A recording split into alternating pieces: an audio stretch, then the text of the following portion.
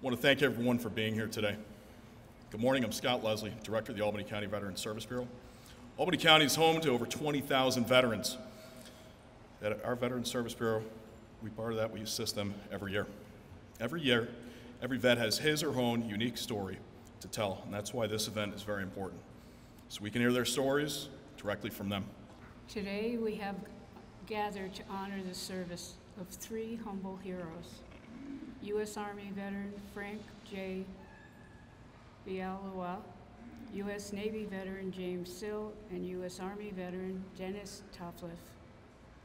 They are all examples of America's military best, each displaying the necessary courage, strength, and loyalty to God and country. We are here to support them, those who have picked up the check, so that the rest of us may enjoy the land in which we live. I do want to start off and say thank you to the men and women that put that uniform on. Regardless of their MOS, regardless of what their classification is in the military, they decide to serve this country. And I'd like to remind everyone, less than 1% of this population, and we're probably about 340 million in this country, put that uniform on at any given time. 1% defends our freedom, defends our rights. And I always remind everyone, talk about that veteran, talk about that service, talk about what they gave back to this country, but not just that, who they were as a human being, and share the stories for generations to come. I do want to say, I always say this, it's about not the uniform, it's not about the medals, it's about giving back, and that's why veterans do it. But to reflect on all veterans, I do want to say thank you for your service. And thank you to the future service people. I don't know where CBA went, and but the Honor Guard, and to the Colonel, thank you for your service, and to the school for being here, always with us. First honoree I'd like to introduce, Frank Bialowa, served in the United States Army, the 29th Infantry for 2 years, infantryman in England and in France. After being injured shortly after arriving in France, Frank was reassigned as a driver to general officer. Probably got a lot of great stories on that one, Frank. And we had the honor of coming to your birthday party, which was pretty cool. And after returning home, Frank built a home for himself and his wife in 1956. He worked at Honeywell as a heavy mechanic operator for 31 years and retiring in 1980. Frank was drafted in December 1943 into the Army. 4 of his brothers also served during World War II. He headed to Fort Blanding, Florida for basic training, then on to several smaller camps before shipping out from New York on the Queen Mary to Eastbourne, Suffolk, England.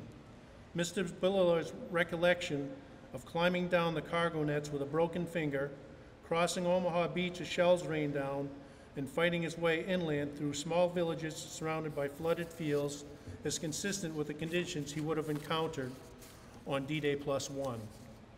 Frank recalls being at an aid station, then waking up in a hospital in England, where he was interrogated on numerous occasions. The word spy was being used, and you can understand why. The 175th Regiment was being held in reserve on the 4th of August. Frank returned to France on August 20th and was placed in a motor pool as a mechanic. As mentioned, he drove a staff car for a general for a short time and then became a truck driver until he was shipped home at the end of the war upon the Queen Elizabeth. He was discharged on March 18, 1946. After the war, Frank started as a printer, then worked for Allegheny Aluminum and Steel for a short time before working for Honeywell for 31 years. Thank you for letting us honor you. Thank you for everything, and thank you for coming. And a proclamation for the county. We're proud of you. I thank you very much. You're welcome.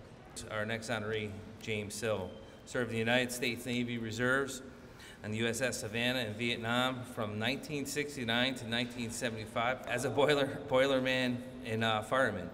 He took in part combat actions and supplied ammunition, oil, and other supplies to ships off the coast of Vietnam, earned the Navy Distinguished Button, the National Defense Service Medal, Unit Citation, and the Republican of Vietnam Campaign Medal. And I do want to say, and he got a certificate holding for passing through the Panama Canal. Boiler technician, fireman James Sill, Mr. Sill served in the Navy Reserve from 1969 to 1975, and as the county executive recounted, he served on a supply ship distributing ammunition, oil, and other supplies to the ships off the coast of Vietnam. He took to getting right to work, providing for family, and even went on to do volunteer work. He stood out and stood above in serving the American Legion in Greenville, the Northeast USA Vietnam Veterans Monument Fund in Greenville, and if you haven't been there to see that in Greenville, please go take a look. The Northeast Vietnam Veterans Reunion, and of course he loves going to the Patriot Flight breakfast. But most of all, whenever anyone asks Jim if he could do something for them, as long as it pertains to veterans, Jim will be there. Jim not only served his country in Vietnam, but he came home to a largely thankful community, and he continued to serve, and he continues to serve today. I want to thank Lisa for honoring me. I want to thank the crowd for being here. I want to thank my family, because upmost they did the most for me by keeping me alive and going and sane sometimes. And I want to thank Scott. He's been doing a hell of a job for Albany County. Places I haven't been to, West Point, seen Gary Sinise band, the indoor football arena. Scott's been doing a lot. It's been mentioned, we do a breakfast Friday morning for the veterans at the Gateway Diner in Albany. Just a bunch of veterans, World War II, Vietnam, Iraq, Afghanistan. Doesn't matter. You don't even have to be a veteran, just come. I mean, we enjoy it. We sit there, we have coffee, we got the whole back room, stay as long as you want. Just amazing. I want to thank the rest of the veterans. I want to thank everybody that's here. It's just an honor. I can't run away. Thank you. I will talk to you about it. Thank you, Dennis, seriously, for serving all these years in the National Guard, all the different roles you played and the different duty stations you had and what you gave back. And I'm going to let him get into it because he's going to do a much better job. But I do want to say thank you, and it's an honor to honor you today. So he's an Iraq war veteran, combat veteran who served the United States Army in the 42nd Infantry Division. Never forget. He joined the Army as a combat engineer in 1983 and later transitioned into the infantry in the mid-90s, and after that he'd move on to the military intelligence field. He also responded to the 9/11 attacks at Ground Zero as part of the New York Army National Guard recovery efforts and debris removal. He transitioned to the head of security at Pier 92 Multi-Force Headquarters, eventually deployed to Iraq in, was it 2004?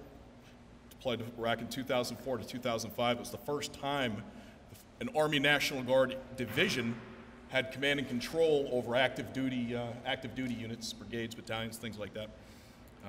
Over there he served as, he was ace chief in the military intelligence section. Collection manager in the military intelligence section. That was a 642 MI battalion. He returned home after retiring in 2018 from the Army, and he's worked as a special education teacher for 35 years. He was a special education teacher, and he's been actively involved in the veteran community both in Albany and Rensselaer County. There's different jobs. There's door kickers, there's fuelers, there's Navy guys. Again, Frank, he's in a world of his own, greatest generation. But we all have a job. Young cadets over there, if you decide to join, changed my life. Best decision I ever made. Last but not least, my friend Rosie, who has been a backbone of our unit, our family support group. He was always there supporting our families, and he's still hanging in there doing amazing things with veterans today. And then finally, there's only one person that made it all possible, my wife, Bonnie. So thank you, and to Scott and his team at the Veterans Department, thank you so much. To everyone that shows up to this all the time, thank you, especially Congressman Mike McNulty, Judge Malone's here, so thank you to everyone that showed up and took time out of their day. Thank you to the three of you. From the bottom of my heart, I mean that, and thank you for your service.